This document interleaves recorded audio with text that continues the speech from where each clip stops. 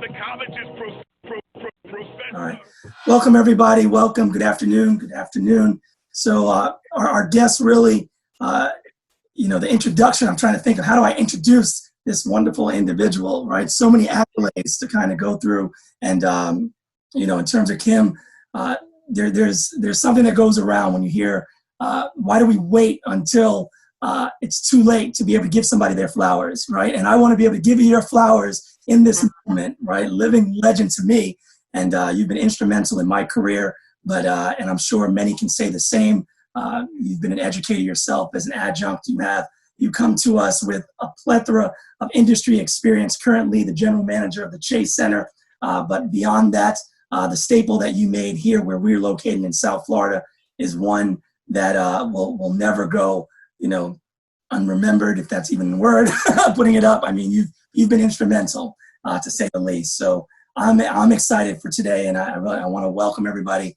Our guest today, Kim Stone, General Manager of the Chase Center, Golden State Warriors. Welcome, Kim. Thank you, Craig. Listen, I appreciate that very flowery. For giving me my flowers. Thank you very much. Your flowers now. I do appreciate that. But listen, Miami's got a special place in my heart, and everybody I came across in my career, I always believe in making sure that you take care of those that you've come across. So when you ask, I'm happy to do it. We love it. I love that because, when I tell the students all the time, it's about relationships and the fact that, we may not talk every day or every week, but when we do get a chance to talk and reconnect, it was like yesterday. And that's when you know that the relationship, it's been impactful on either side. Definitely on my end. I actually got to speak to, do you remember the name Marlene Hendricks? Oh, yeah. Oh, for sure. Yeah, I got to touch base with Marlene last week. And that was amazing in her own right. And Marlene is over with the Hornets now, doing her thing in guest services. So, Kim, I want to share a story for the audience that'll probably watch this after the fact. And this is funny, and it's going to jog your memory on the last time. Right? The last time that we connected prior to, us connecting for this. But I'm looking at faculty to bring on to teach a course. And it was around that time. I go to visit a colleague. I walk into, his office. And as I'm walking by his office, I see this Venue magazine flyer, and it has your face on it. But needless to say, before I even picked up the magazine to go through it and read it, I had already walked over to this faculty member to say, you know what, I'm looking at, I really want to look at some of our courses, and I want to give it a little bit more. And I think I have the right person that could teach this one particular venue course. I'm going to send her a message right now on the spot. I pick up my phone, I send a message to Kim Stone right there in the flesh. So I message you, and I forgot what exactly I said, but I think it was along the lines of, are you available to teach this course for me on so-and-so time? And your response to me, it was funny because the first response was, oh, it sounds great or sounds interesting, something along those lines. But mind you, at this time, even though I knew you had left Miami, it didn't jog completely. Oh, right. That's right. So your message, now I'm going back and you're like, you're being so nice because you're not telling me, Craig, I've moved to San Francisco now. That's not going to work. I'm no longer the general manager for the American Airlines arena where you were. And even in that, the way you did it and the way you put it back, and I had to connect, and you're like, how are we going to make that work with me being here and that happening there? And now it just jogs. I'm like, oh, shit. Exactly what I said out loud. I put it out there, and you were great. And we were able to connect, and you probably laughed in the same moment. You probably said some other things. Craig, what's going on with you? I'm no longer there. But it was amazing. I was so ecstatic because it really didn't sink in for me, in terms of you making that move. Like you were doing such amazing things with the Heat, and then you went on and you left to go ahead and phenomenally, you're opening up a new building. So let's start right there. Let's dive right in to your background, how you got started in the industry, and then really making that jump to leave, Miami, where you spent 30 years and really made a staple on the industry, to then go ahead and leave us. I like to say leave us, but you took the opportunity and you made a great decision to open up a brand new facility in San Francisco. So go ahead and start there. Well, thank you, Craig. And it was, if I could teach I do enjoy working with students. You mentioned before I have been an adjunct in the past. So I do enjoy and respect teachers even more so now. Now, if I was there, I would definitely take you up on the opportunity to teach the course. But that being said, to answer your question, and I'll move quickly just because I know we don't have a lot of time, but we'll cover a lot of topics because 30 years is a long time. I absolutely adore Miami. And when I'm done with whatever I'm going to do out here on the West Coast, there's no doubt I'll end up back in Miami at some point, probably for retirement. Right. But that gives you an idea of how close I am. But that being said, I got my start. So I graduated from the University of North Carolina at Chapel Hill with a degree in journalism and PR. And my first job out of college was at the University of Miami in their sports information department. And it was in 1990 when Dennis Erickson was the head coach. Okay. And after that, I left I went to the University of Texas for 2 years from 92 to 94 because I got promoted with a job at the University of Texas, an amazing place. Austin is incredible. It was an amazing opportunity, but I was an avid beach volleyball player and I really missed Miami. So I literally quit and came back to Miami and was fortunate to get hired back on at the University of Miami in the sports information office in a bit of a different position. And I ended up during that time starting to do work on the stats crew for the Miami Heat. Mm-hmm. And that gave me an entrance into meeting Andy as general manager for the Miami Heat.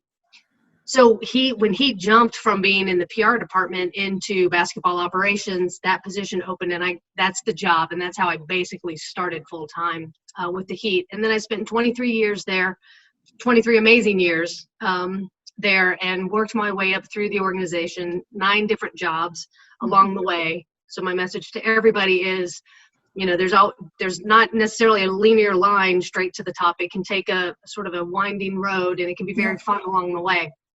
And so I started with the team 1 month before Pat Riley was hired, and I was in this PR department. So I got to go through the Tim Hardaway, Alonzo Mourning, and Pat Riley's return to New York, those for 4 years. Then we opened the building, and I started to do the WNBA at that time. So I left the basketball operations, went to WNBA. Then after that, the WNBA went away, and I ended up jumping over to the business side because I got my MBA at the University of Miami while I was senior director of operations for the WNBA. So I love to learn and I love to continue to grow. It's just something I do. And so then I had a wonderful career on the business side. Absolutely love that organization. There's no better.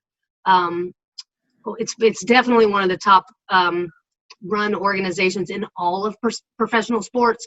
I now work for one of the other ones as well. So I'm very fortunate in my career to have that opportunity. So if I could jump in, because 2 first-class organizations, you've had an opportunity to win some executive awards for what you've done. The lead program, you were instrumental in bringing that on board.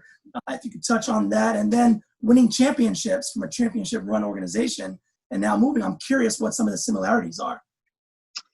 So which one do you want me to answer first? Let's start with the first, and you winning the awards and being over at the arena, winning those championships, and really what went into really getting that to be a first-class green building. That's an accomplishment. What's really impressive about that is we got LEED certified. So that's leadership in environmental and I can't remember design. All right. I thought it was energy now.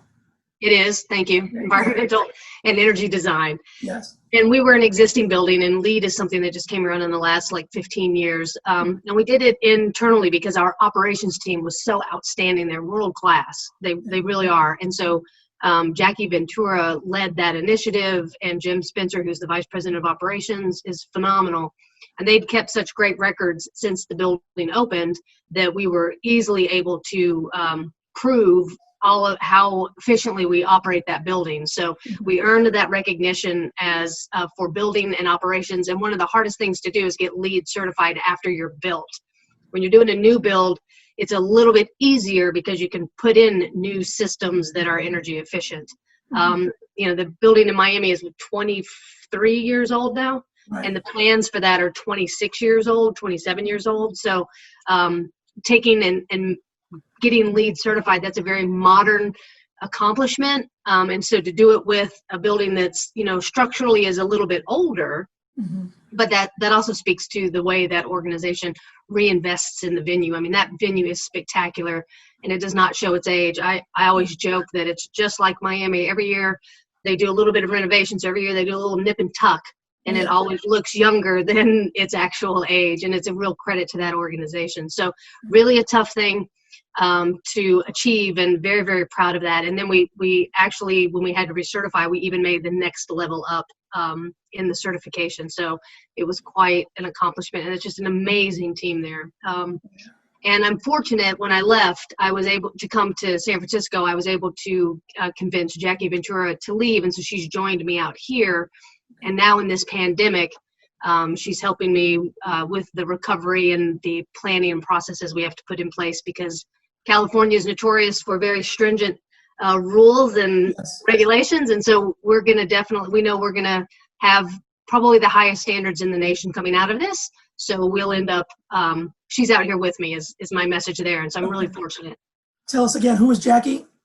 Okay, so Jackie Ventura now is the director. I just changed her title last week. She is now the director of facility hygiene and health here at Chase Center. That's something that the whole industry is pivoting toward as post-COVID. So that means is her focus shifts to pandemic response, virus mitigation, and sanitation, disinfecting, which is a higher level than clean. There's cleaning, which is wiping your countertop, and then there's disinfecting and sanitizing that same countertop, and those require different processes. And then you have to hold everybody accountable and complying with these new measures that are going to come out of this. Just like security measures changed coming out of 9/11, the same thing's going to happen coming out of COVID. So that's what she's doing for us. And in Miami, she was director of sustainability. And so she'll do a little bit of that for us here as well. Wow. So you're bringing that experience, that background, that leadership over there. You're bringing a nice team member that's familiar with the whole process. Some of the initiatives that you're bringing to play right now, are you being proactive, or is this coming down as a mandate from the league? This is all proactive. That's a good question, Craig.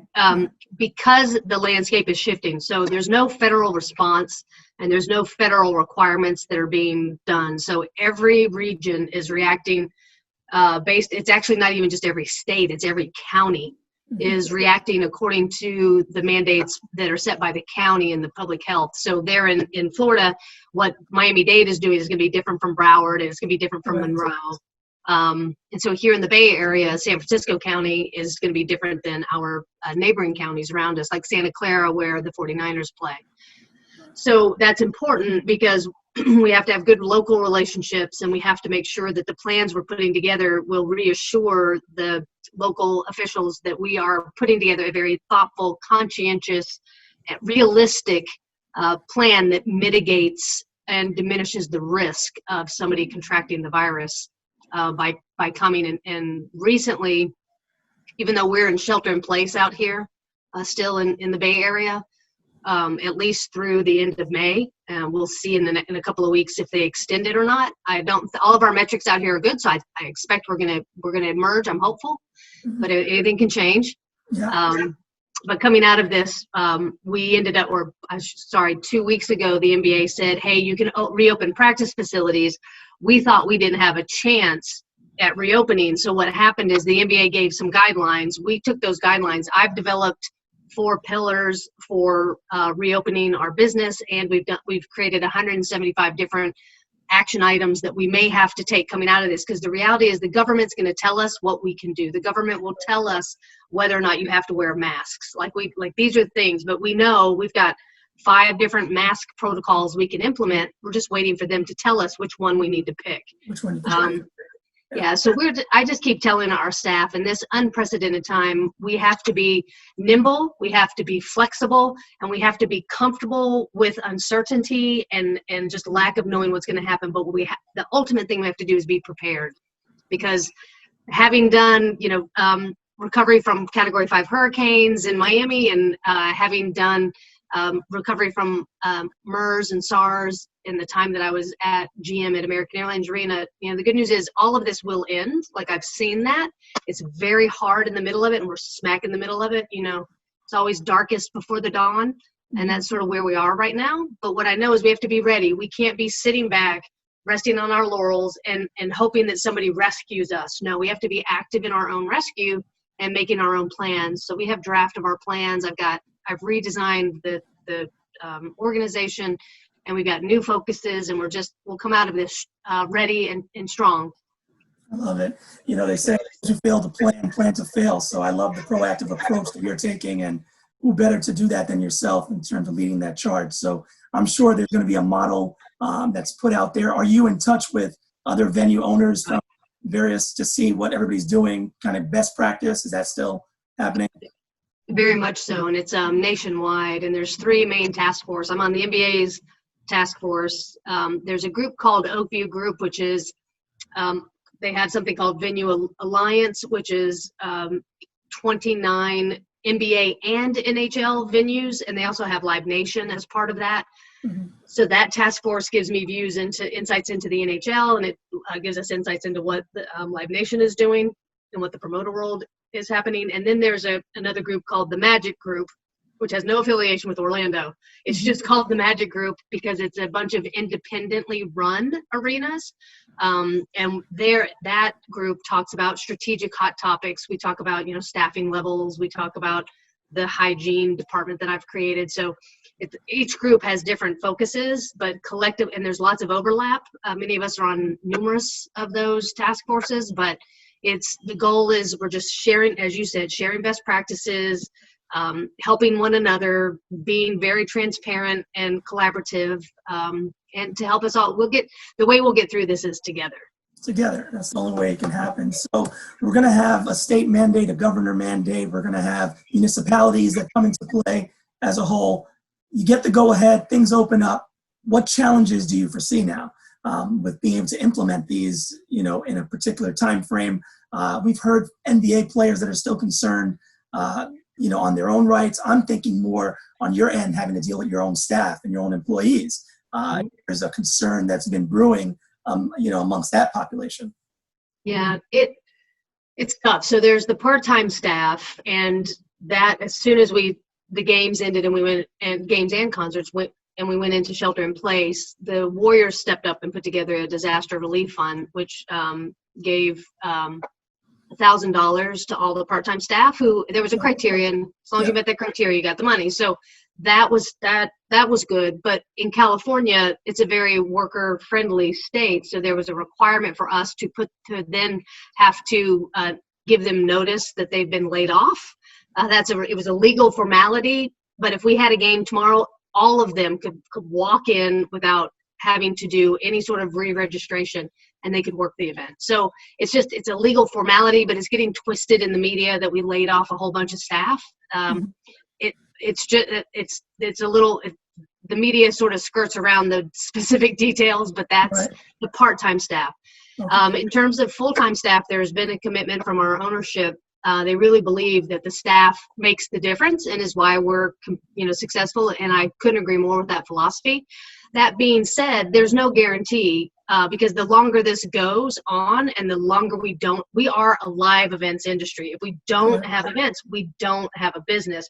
We don't have a business and we don't have revenues. There's no business that can, do that forever. We're fortunate here in San Francisco that we've got great leadership. We've got a strong bank account, but even that strong bank account can come under stress. And I'm just hopeful that this gets solved and that we get back to live events soon so that the collateral damage, we're going to get through this and people are going to come back to events. There was a survey done by Live Nation that said like 90% of people are looking forward to coming back to events. That's great news for our business. The problem is, and the thing I'm focused on is minimizing the collateral damage between now and when we emerge. I saw that. The collateral damage?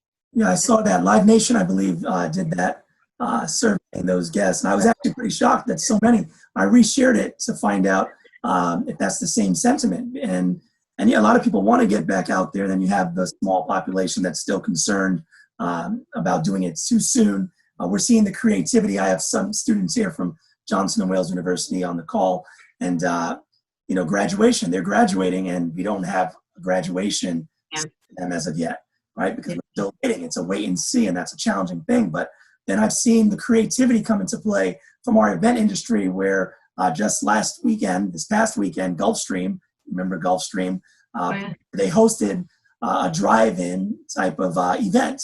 So it was a concert style for first responders only, and had this DJ that's out west in your area, D Nice, and he was there and he's performing on stage, but you had to stay in your car. It was only first responders only. So the creativity is still coming out, but for you, you're over a venue on that side. So you need them inside the venue, not just outside the venue. So that's going to put added pressure on making sure that it's held to that standard to be able to keep people in. Do you foresee, I think I saw another document on, I think it was an amphitheater. I'm not sure if you saw that, where they had a scattered setup where certain seats are going to be open. Is that conversation starting to happen for arenas and indoor venues? Yeah, Craig, you know me. I already have a manifest that allows for guests to come in with 6 feet distance between them. So we've already done that. That's just how I'm hardwired for that sort of stuff. So we've got that. The challenge there is it takes our 18,000 seat arena, and we can have 3,800 guests. So what we're trying to do now is refine that business model, because we aren't an outdoor venue, and I don't have a surface parking lot, so I can't do those concerts, which, that's great that they're doing them. I think that everything is a baby step towards showing people that we can do things.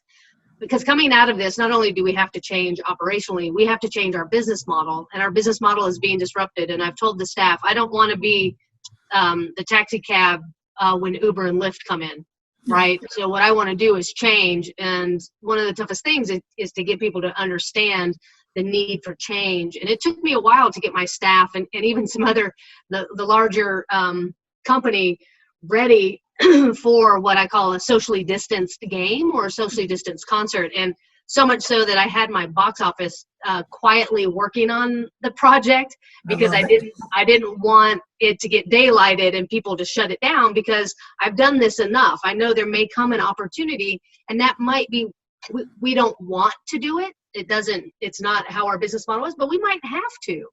I just wanted to be ready. And that's the goal, and that's where we are. And I could see us doing a residency with a local San Francisco artist. There's lots of talented musicians, comedians, actors in the Bay, in San Francisco, like blocks from the arena. And we could do a socially distanced residency with somebody where people come, and we might break even, but sometimes you do things for the psychological impact. In addition to not always just because you think you're going to make a lot of money.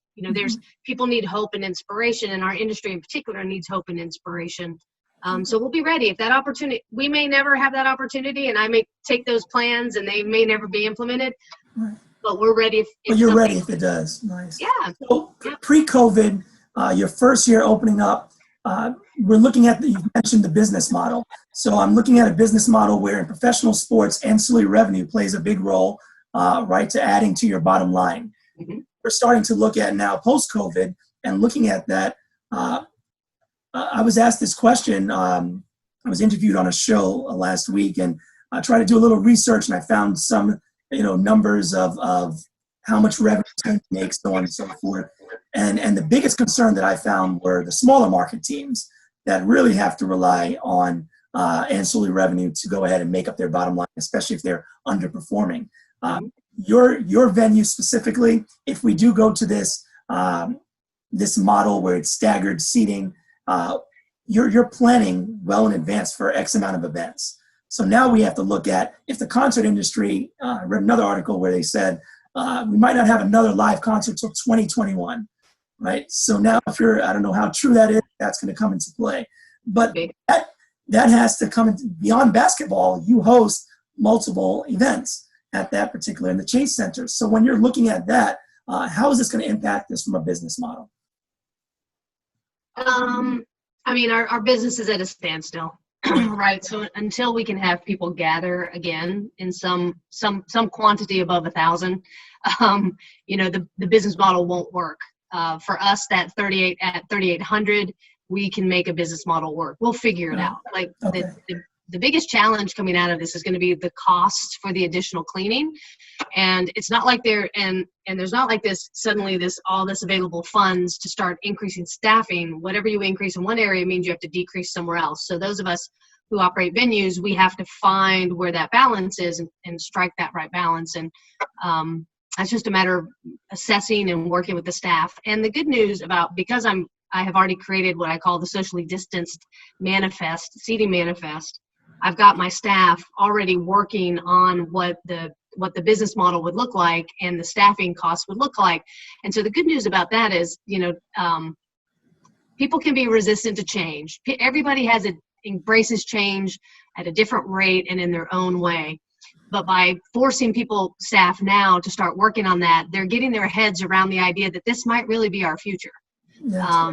And getting people ready for change and getting them comfortable with that is a key piece of this moving forward. It's just been what I've been preaching to the staff, because I go back to the taxi cab Uber analogy. My goal is to give this organization and our ownership all the options possible so that they can make the decisions they need to make to go forward. And I just want them to know that here's some things that we could do that are different. And the other good thing about being out here in the Bay Area is it's tech, it's the headquarters of tech, pretty much some would say, in the world. And therefore the entrepreneurial approach and being innovative and creative is just in everybody's DNA. So it's a little bit easier to get people convinced about the need for change. Also 12 weeks or 11 weeks in shelter in place will also do that. So we'll see. So lots to come, lots of change to happen. But everything is changing so fast that you just have to stay nimble and flexible, and the business will come back. And to your point about concerts. Yeah, I mean, there's a possibility we may not see concerts till 21. But if you remember, we've only been in this 11 weeks. That's a long time.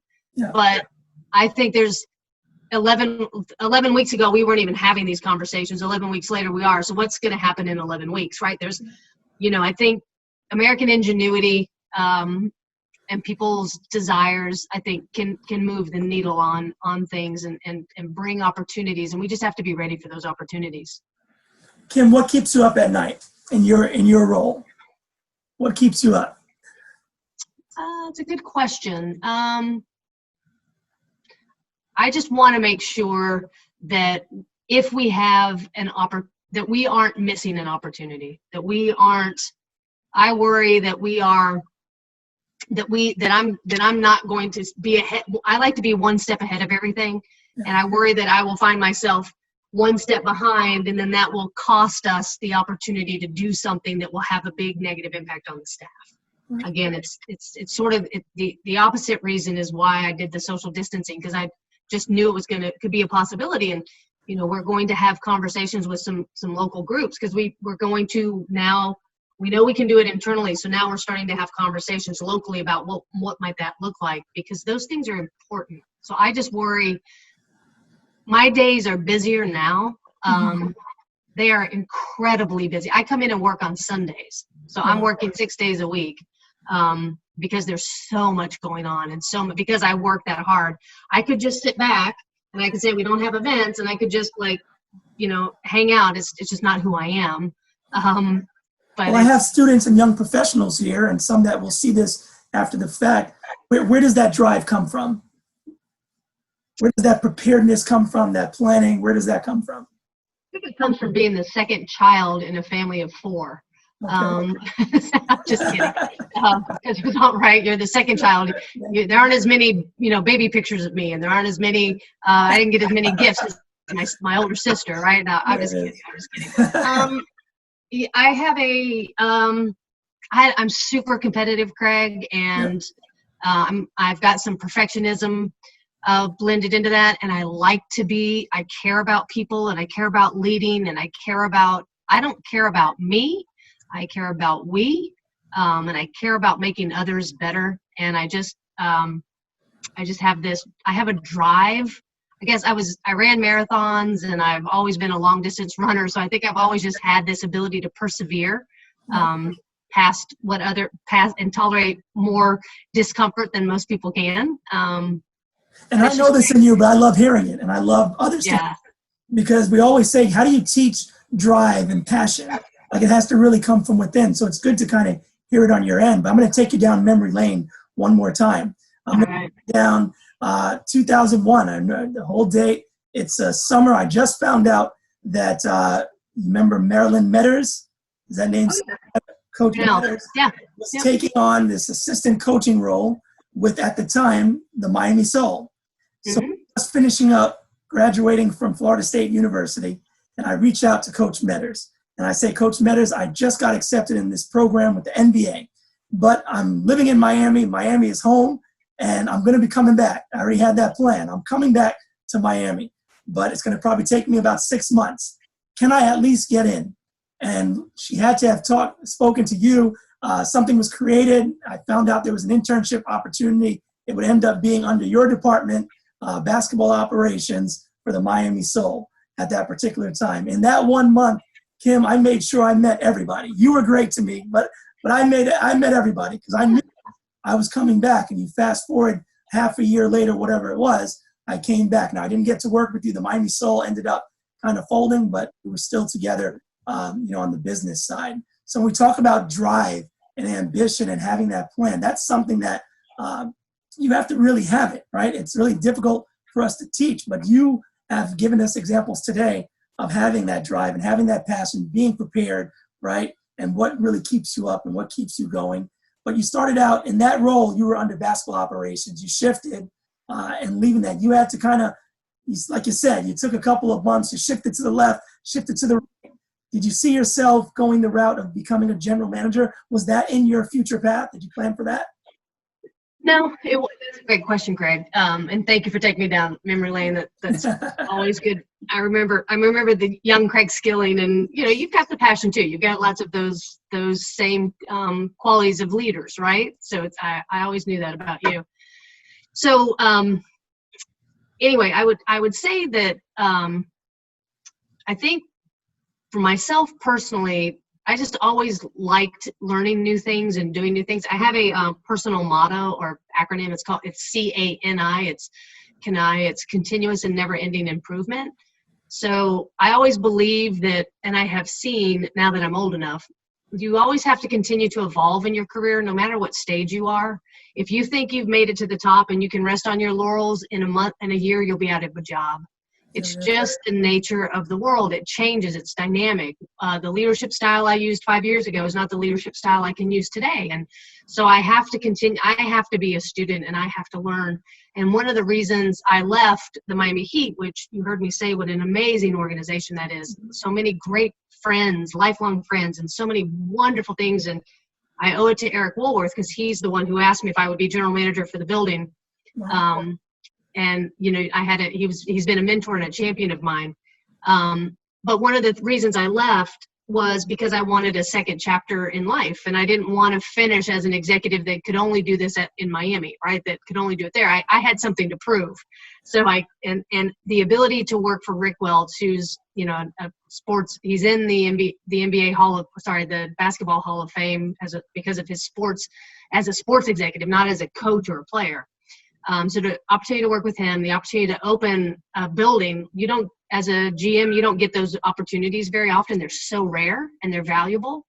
So that was number two. And then to do it in San Francisco. My dad moved out to the Bay Area when I was in college. And so I would spend my summers of college living with him in the Bay Area and working on Pier 39, the big tourist area here in San Francisco that's still here. So I always fell in love with the city back then.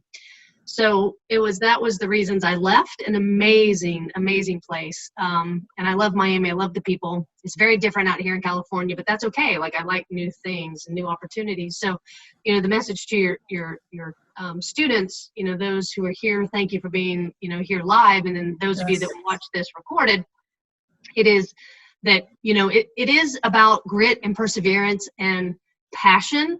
it's also about the quality of the work you do. And I see people tend to want to cut corners. And I think that's where people don't realize they're shortchanging themselves.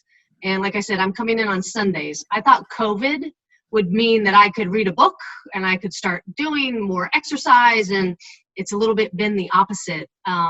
Again, that's a little bit because I want to stay ahead of what's happening. But I would say to you all that, like, and I just was reading something online, I think it was in Forbes or Fortune, about interviewed 500 executives, and the takeaway from the writer was that it's the hard work and it's the commitment to quality work. Are you spell checking things? Not just lazy spell checking. Are you really doing that? Are you really thinking things through? Are you thinking of things from different perspectives? Or are you just like getting it done and saying you did it and then moving on because you got to rush out to happy hour? Well, what if you're 15 minutes late? I'm not saying everybody does this, but what if you take that extra 15 minutes to really be thoughtful and take a little moment to check your work, and then if you end up being 15 minutes late to your social outing, is that going to crush your? I mean, I guess it depends on the type of social outing you're having, but usually 15 minutes won't end your. But it can do so much for your professional side of your life. So these are just decisions and trade-offs people make throughout the career. I've clearly made lots of sacrifices to get to that. That's the other thing you do, is make a lot of sacrifices, but it's all, It's so great, Kim, to hear. I like to call this segment Behind the Influencer, right? And everybody can be an influencer in their own right. And to hear, I didn't know the story on your dad's side. So it's good to kind of hear, some of the different things that go into making a decision as big as it was, and really passion lied in the challenge that you wanted.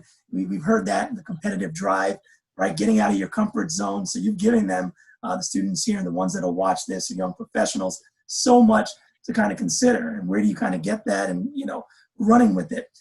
You mentioned working for the Wells family and the owners, and you're coming from a first-class organization with the Miami Heat. What are some of the similarities and differences? We touched on it a little bit earlier, but what are the main ones? We know championship pedigree. We've seen that instilled in both. But what are some of the differences, maybe? So I'll give you two on both sides. So the commonality is both organizations have a commitment to excellence, and they back it up by their behaviors. They don't just say they want to win. They make the trades. They have they make the hard, tough calls that they have to do to put themselves in a position to win. So that definitely happens. The second piece is a commitment to doing the right thing, not just because you have especially as a big sports brand, people watch what you do, and you carry a lot of influence. And so you have to be careful how you conduct yourself and conduct your business to make sure it aligns with what your values are. And both organizations have high values and strong values. Here it's teamwork, empathy, accountability, and a couple of others, which are similar to ones that were in Miami. So the foundations for both and the commitment to values and everybody conducting themselves in those values is important. So I think those are two very big things that are similar. In terms of the differences, the cultures are very different, and I can sum it up like this. In Miami, pre-COVID, you would greet somebody with a hug and a kiss on the cheek.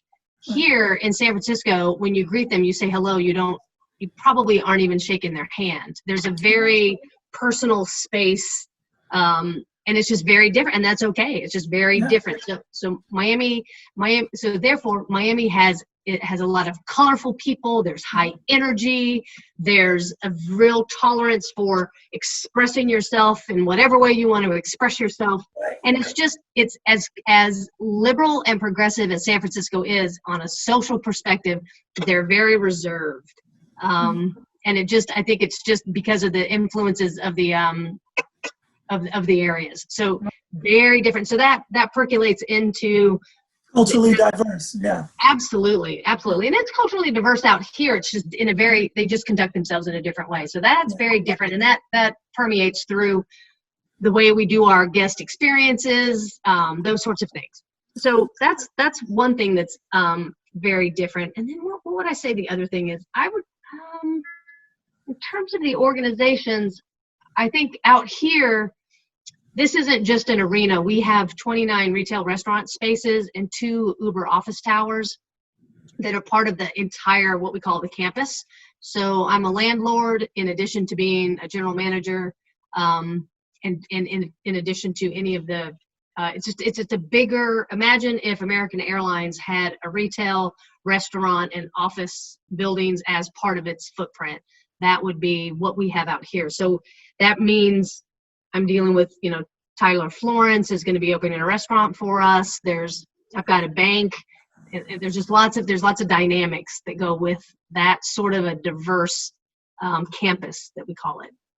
I know we had planned, once things get back up and running, I'm going to make that trip back because I was there a year prior to you taking on that role and had a chance to take the family over and see the old venue in Oakland. So is there any backlash still from that pre-COVID, just, Oakland versus moving over the Bay and getting into the city? How's that going? Yeah. I think the Warriors are very proud of their legacy in Oakland. And so they've been very, rightfully so, very careful in how they position. We don't say San Francisco versus Oakland. We don't do that. As a matter of fact, the headquarters used to be in Oakland, and we actually still have that office space, and it's turned into a community incubator, accelerator for community nonprofits. That's the word I was looking for. So we still keep a presence in both, and we do events in both, and we still have staff that work in both places. So we've sort of like extended, and our home base is now here in the city, but there's still a great affinity for Oakland, and we've had people that it was an issue when we first opened Chase Center.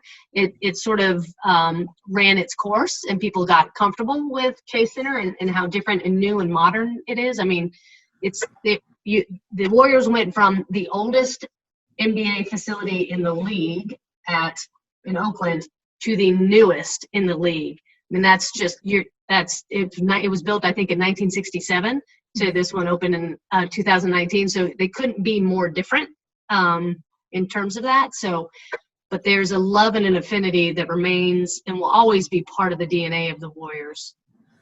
That's amazing. If we have any questions, we could probably take a question or two if anybody wants to chime in on the chat. That's here right now for our guest. All right, if you don't have any questions, Kim, this has been amazing. Yeah, Thank you so much for chiming in today. I wish you nothing but good health and continued success. I can't wait for the next magazine to see you with the headline, Golden State Warriors executive Kim Stone leads the charge in the COVID-19. I'm putting that out into the universe because I'm sure it's going to happen. And thank you so much. Much love. Likewise. It was really great. And congratulations to you, Craig, and all of your staff. I don't think they may not realize how fortunate they are to have you as a professor helping them launch their careers, but nothing but the best to them, and just tell them all to hang in there through this. It's going to be it's a bumpy ride. It's a rough ride, especially if you're graduating. But the industry will come back. It will take it some time, probably 12 to 24 months to come back robustly, but we'll be back before then, but it'll come back. So there's nothing like sports. I'm going to be there. Take care. See you later. All right. Have a good one. All the best. Thank All you the guys best, for joining everybody. us. All right. Yes. See ya. Bye. Thank you, everybody.